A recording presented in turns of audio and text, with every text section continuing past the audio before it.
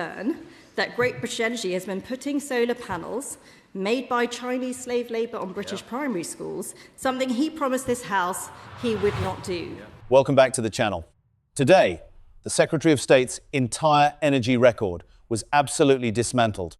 A total humiliation regarding promises made to the British public. Let's have ice cream for dinner. Let's go to the zoo next week. Let's nationalise everything. The opposition went full savage, mocking the government's economic blueprint line by line. You will see his exact reaction in a few minutes. The Secretary of State's plans to shut down the oil and gas industry, the biggest act of industrial self-harm committed in generations. And wait until you hear the multi-billion-pound cost of this layout. It changes everything. Before the tape rolls, help us smash the algorithm. Hit that share button right now, drop a like, and subscribe for raw truth. Let's go to the dispatch box. I beg to move the amendment as on the order paper. And in fact, this may be our last meeting across this dispatch box, because the Secretary of State is once again on manoeuvres. So considering he's gunning for a promotion, let's review his record, shall we? He promised in the election that he would cut everybody's energy bills by £300. And what's he delivered? Energy bills up by £200 thanks to his plans. He said he would protect pensioners, but weeks into office, he axed the winter fuel payment, a policy that many of them have cited as their worst political decision in power. He promised that Great British Energy would lead to, and I quote, a mind-blowing reduction in bills. And yet 2 years in, it hasn't taken a penny off household bills, but it has given a six-figure salary to one of his mates. And now we learn that Great British Energy has been putting solar panels made by Chinese slave labour on British primary schools, something he promised this House he would not do. So what's next? Oh, that's right. He said he could control the price of wind. But his botched wind auction signed us up to the highest prices in a decade, way more than the cost of electricity that he inherited. Promise after broken promise. Bills up, pensioners betrayed, six-figure salaries for his mates, and eye-watering contracts for wind developers. And now, to top it all off, a so-called energy independence bill, which would shut down the North Sea. The greatest act of industrial self-harm in a generation. If that's what gets you a promotion in the Labour Party, then Lord help us all. So let's turn to this so-called energy independence bill. For true energy independence, we need our own oil and gas. But this bill enforces the willful destruction of the North Sea. We need our own petrol, diesel, I will in a moment, we need our own petrol, diesel and jet fuel, but this bill does nothing to save our refineries, which are being taxed into oblivion.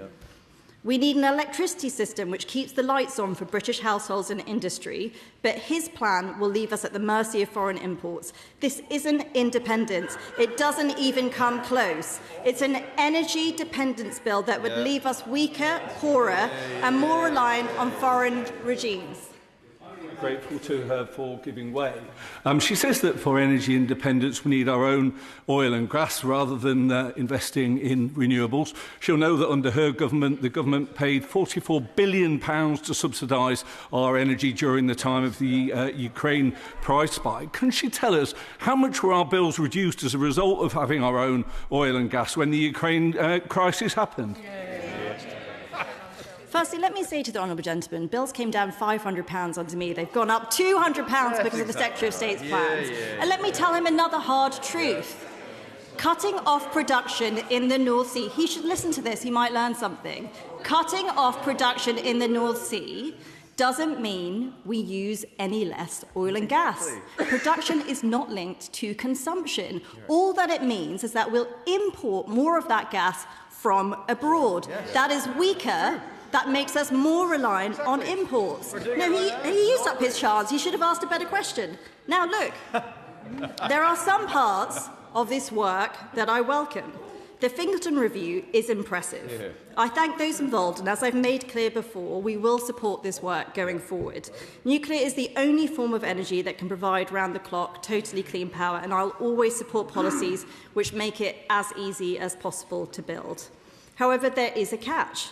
The Secretary of State says he wants to ease nuclear regulations, whilst at the very same time he's cancelled the project that they would be used upon. By cancelling the third large-scale nuclear power station that I signed off, he has killed the nuclear pipeline. He is repeating his own mistakes. We are set to have yet another Labour government which has failed to start a singular new large-scale nuclear power plant. And now we hear Natural England are adding yet more delays to Hinkley Point C for little environmental gain. Is he fighting it? No, he's defending the status quo. But by the end of this Parliament, we'll still be waiting for a decision as to whether SMRs will go ahead. By 2030, there will be less nuclear online than there is now. And in 2035, which is 10 years away, they still won't have started any new large-scale nuclear power plants in this country. This is the same old stop-start approach that killed the industry to begin with. If that's what he calls being ambitious for nuclear, he needs to give his head a wobble. I thank the honourable lady for giving way. In my constituency of Morecambe and Lunesdale, we have Heysham 1 and 2 power plants. The reason that nuclear power will possibly go down is because plants are coming to the end of their lives. Plants coming to the end of their lives, and the right honourable lady's government did nothing about it for 14 years. Why did she not deliver, Madam Deputy Speaker, when she was in government? Well, look, let me tell the honourable lady. Under the last Labour government, which the Energy Secretary was part of, not a single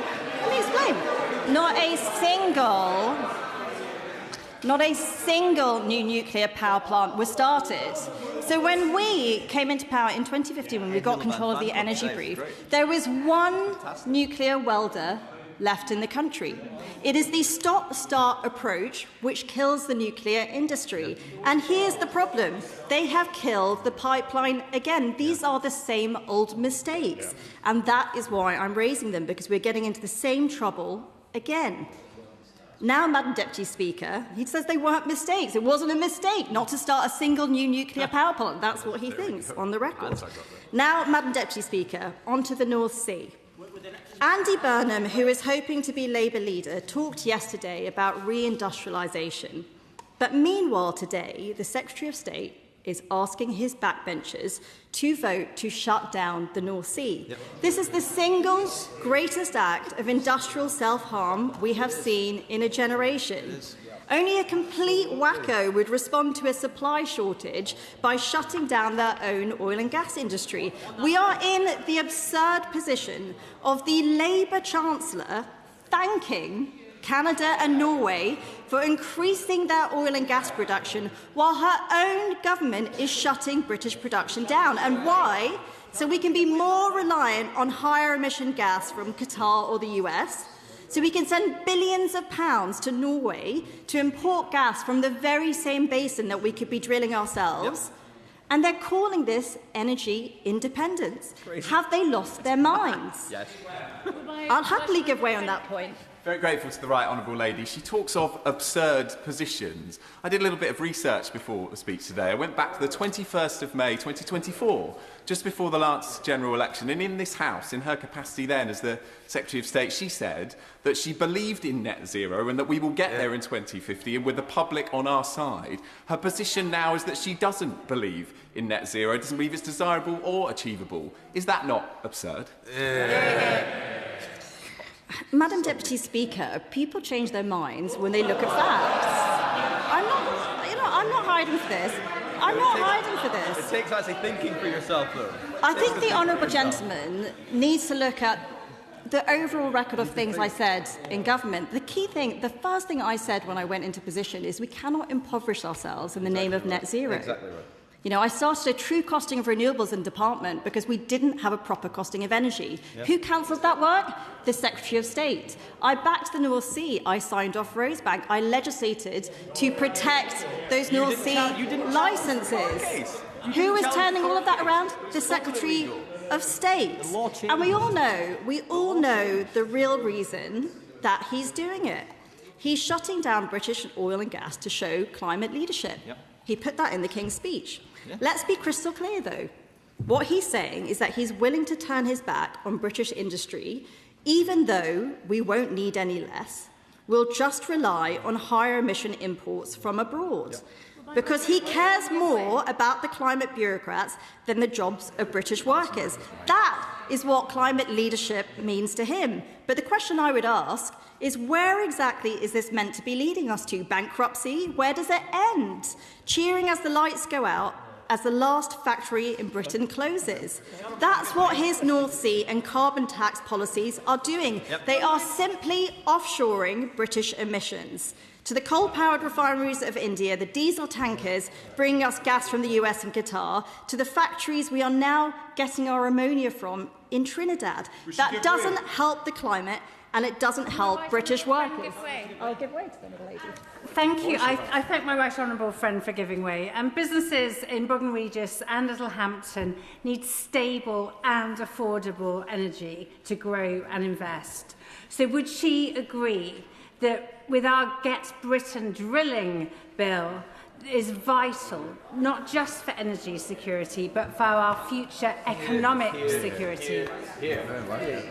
I thank the Honourable Lady for her question. The North Sea is a vital part of our industry. It not only provides us with the gas that we need for energy security, but it provides feedstock. That feeds into our chemical industry, our plastic industry. There's a whole supply chain, a whole set of other industries which rely on the North Sea and us having a successful industrial base. You lose one of those, I'll just make a bit more progress. You lose one of those foundational industries and it's like dominoes, the rest go.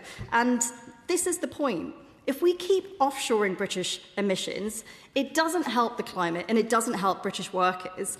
And the question I would ask them is, do they understand how bad it looks when they make speeches patting themselves on the back here in Westminster, whilst hard-working Brits out there lose their jobs so we can import more goods with higher emissions from abroad? That's why the vote on the North Sea today should be a litmus test for them. Do they reject decarbonisation by deindustrialisation or not? Now let's talk about electricity. I'll just make a bit of progress. A key part of the Secretary of State's plan is to make us more reliant on electricity imports. He doesn't like to talk about it, but at the height of winter, when we need it most, we'll be importing twice as much electricity by 2030 as we did when they came into office. What does that mean? It means relying on the goodwill of France and Norway to keep the lights on in Britain. I'll remind the House we are now in a situation where France is on the edge of a debt crisis with the National Rally topping the polls. Does the House really think it's prudent to hand over the keys to our electricity security to Marine Le Pen? Because let's be honest, that is the Right Honourable Member's plan. Whichever way you look at it, this isn't an energy independence bill. This is an energy dependence bill that makes Britain beholden to Marine Le Pen for our electricity, to Xi Jinping for our solar panels, and to Donald Trump for our gas. Their plan is for energy scarcity, but what we need is energy abundance. That's why our plan would be to double down on nuclear, to axe the carbon tax to save British industry, to get Britain drilling and to make electricity cheap. I will happily give way to that. I'm very grateful. She paints in her speech a very stark consequence of the Labour Party's policy of a total proscription on new oil and gas licences. What can she advise us? What will that look like without access to future oil and gas from the North Sea Basin for the United Kingdom? Well, I thank the honourable gentleman, and I know his party has changed position on this recently, and I welcome that change. Like I said before, the North Sea is a foundational industry. It's not just the oil and gas it provides. It's not just the tax revenues. It's not just the jobs that exist within that industry. It's all of those other industries. It supports the chemicals industry, the plastics industries, even the renewable industry. By the way, they support more drilling in the North Sea because they need the specialist rigs. They need the undersea technologies. They need the exact same workers. There are so many industries and wider economies that they are killing just because of the ideological bent of this Secretary of State. And here is, I will make a bit more progress, and here's the fundamental bind that the Labour Party is in. It doesn't matter who their next leader is, they will all fail. Their supposedly popular leadership contenders will become unpopular very quickly when they can't keep their promises. It happened to us in government, it's happening to Labour now, it's happening to Reform at the council level, it'll happen to whoever is in government next, unless you actually face up to the trade-offs that get you better growth. Growth is the antidote to so many of our problems, but to deliver it, you need two things: cheap, abundant energy and economic freedom. But by shutting down the North Sea, cancelling nuclear projects, keeping a distorted electricity market in place, what they are doing is making energy scarce and expensive. Now, being part of the EU doesn't solve that problem. The EU leaders themselves rail against their own energy policy.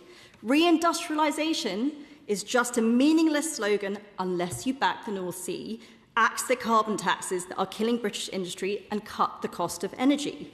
If none of their contenders have the courage to say anything about these issues, then nothing will change.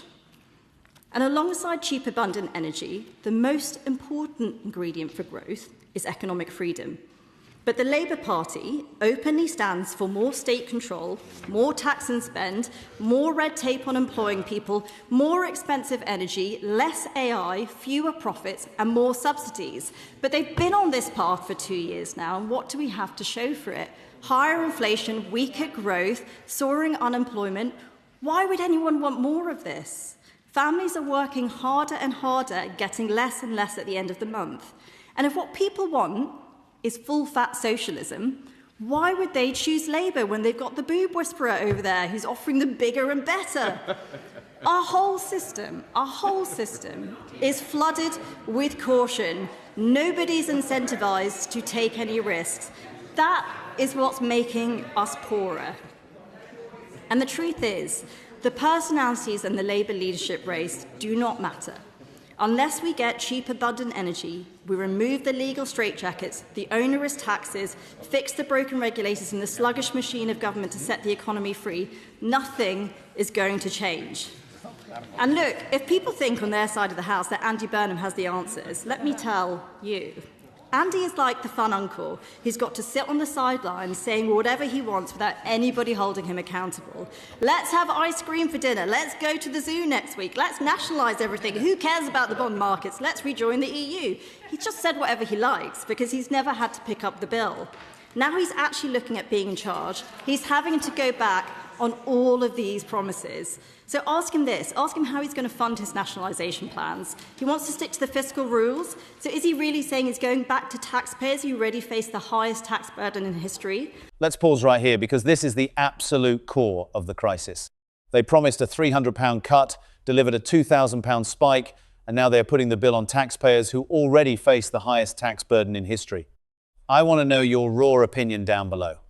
Is this pure incompetence or a deliberate agenda? Now, let's watch the final meltdown. When he talks about reindustrialisation, ask him if he supports the Secretary of State's plans to shut down the oil and gas industry, the biggest act of industrial self-harm committed in generations.